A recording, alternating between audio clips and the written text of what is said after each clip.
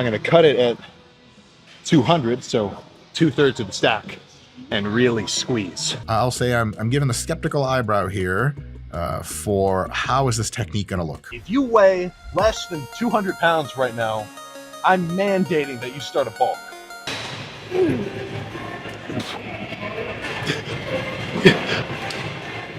Big stretches under big loads grow the muscle more than if you stop a little shy.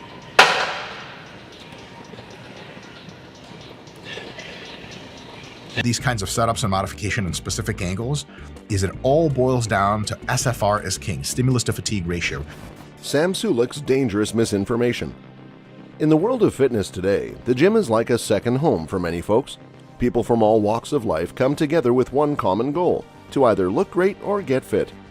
One such individual who's made a name for himself in this space is Sam Sulek.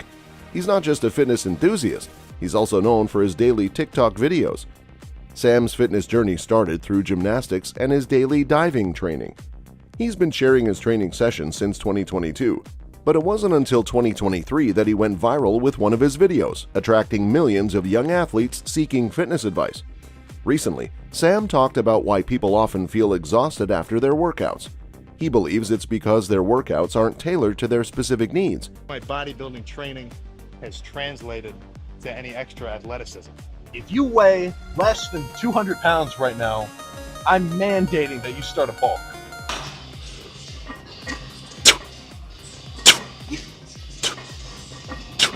He prefers crafting his own workout routines, saying it feels more personal and enjoyable, like an upward spiral.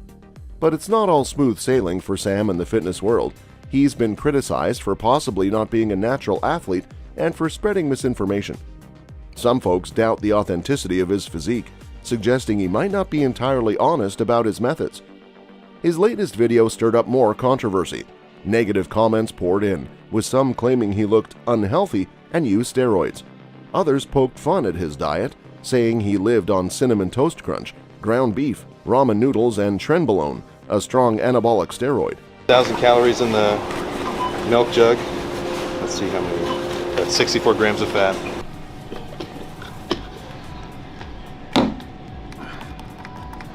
Accusations of not being natural persist, with comments insinuating that he's injecting various substances into his body while ignoring the potential health risks. Some fans advocate for different training approaches, cautioning against overtraining and emphasizing the importance of recovery. Critique of Sam's rowing machine technique.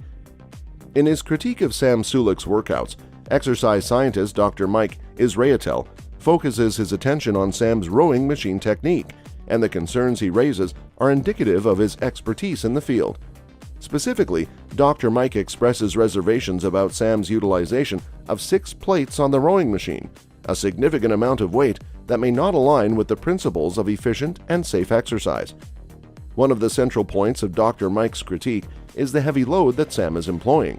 This hammer strength machine, it only holds 6 plates.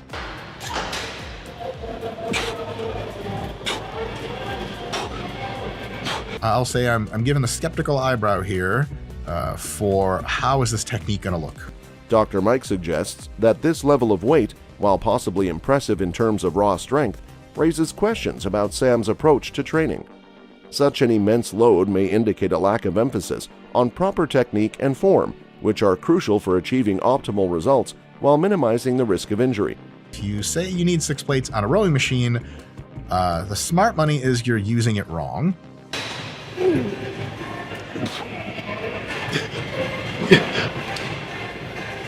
Dr. Mike's concern stems from the fact that excessively heavy lifting without proper form can lead to a greater likelihood of musculoskeletal injuries, which could hinder Sam's long-term progress in the gym.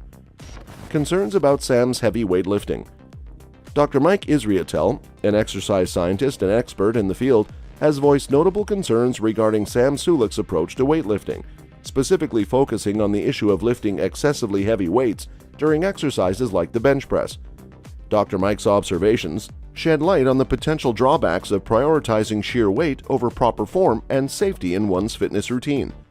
One of the primary concerns that Dr. Mike raises is Sam's apparent tendency to lift weights that are considerably heavier than necessary. This practice, particularly evident during exercises like the bench press, can be misleadingly impressive but may come at a cost. Same critique as before. The eccentric is very rushed.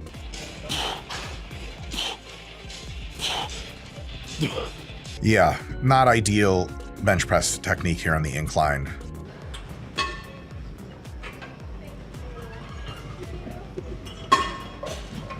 This isn't terrible, but for better results, safer, I have a couple tips.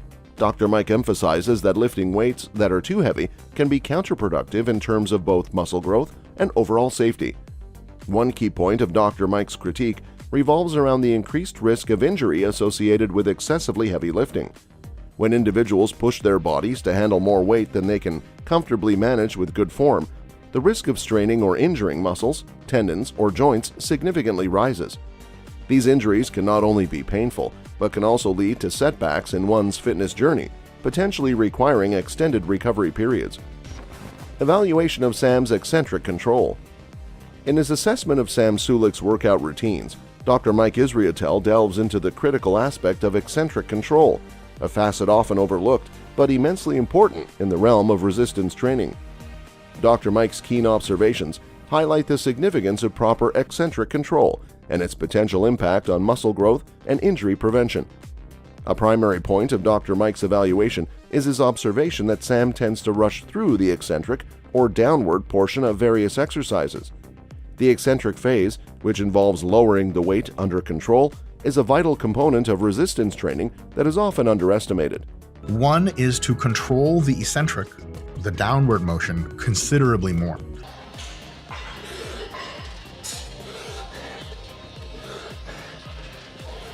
It's very growth promoting, and because controlling it more asks your muscles to work harder, it's harder to control.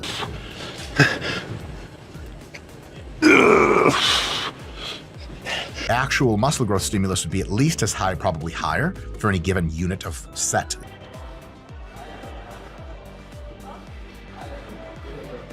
Big stretches under big loads grow the muscle more than if you stop a little shy. Rushing through this phase may lead to missed opportunities for maximizing muscle engagement and growth. Dr. Mike underscores the importance of controlling the eccentric motion, emphasizing that it can provide a substantial hypertrophic stimulus. By intentionally slowing down the eccentric phase, individuals like Sam can subject their muscles to a greater time under tension, a key factor in promoting muscle growth. Additionally, controlling the eccentric phase can help reduce the risk of injury, as it minimizes the likelihood of sudden, uncontrolled movements that can strain muscles or joints. Lack of proper range of motion in exercises. Dr. Mike Israetel's evaluation of Sam Sulek's workouts extends to a critical aspect of exercise: proper range of motion. Dr. Mike's keen eye identifies an area for improvement in Sam's training routine, particularly regarding exercises like machine flies, where he finds Sam's range of motion to be suboptimal. One of Dr. Mike's key observations is that Sam's execution of certain exercises, including machine flies, falls short in terms of achieving an optimal range of motion. The range of motion refers to the full movement span that a joint or muscle undergoes during an exercise. In Sam's case, this suboptimal range of motion may prevent him from fully engaging and targeting his muscles effectively during workouts. Dr. Mike's recommendation to Sam is clear and straightforward: aim for a full range of motion in his exercises. Achieving a complete range of motion ensures that the targeted muscles are fully engaged throughout the exercise, which can lead to more efficient muscle growth and development. Something you wish you would have done when you were younger is established excellent technique first to stay as safe as possible for as long as possible.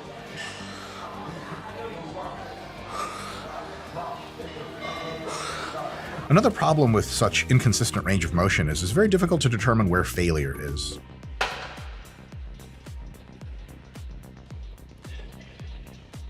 He seems to just be like, when he's really, really tired, he gives up, which is also totally cool, but it can create some variation training session to training session.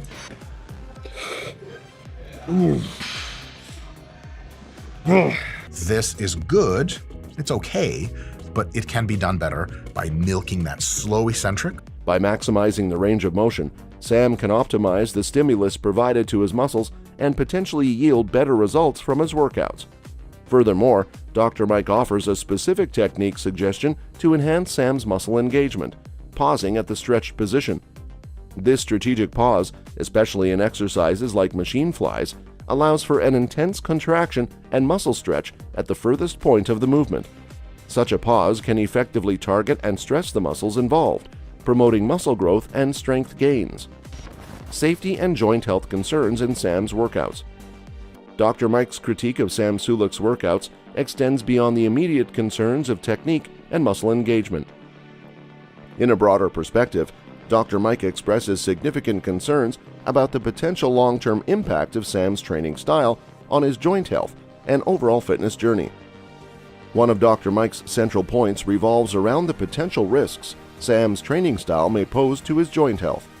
Dr. Mike's expertise underscores the importance of not just achieving short-term fitness goals, but also safeguarding one's physical well-being in the long run.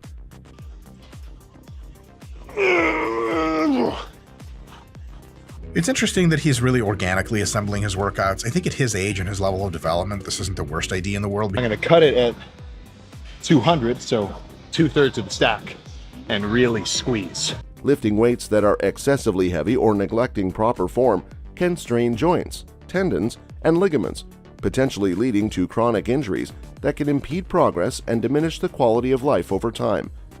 In light of these concerns, Dr. Mike emphasizes the critical role of maintaining proper technique and form in one's workouts, particularly as individuals age.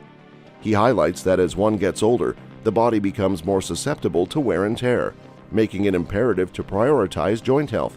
If the stimulus to fatigue ratio is good, then your glutes are getting sore and your joints feel great.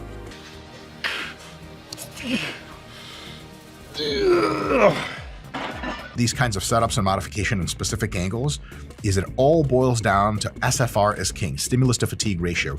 Ensuring that exercises are executed with precision and care can significantly reduce the risk of injuries that might otherwise hinder progress and limit the ability to engage in physical activities in the future. That's all for this video, folks. See you next time.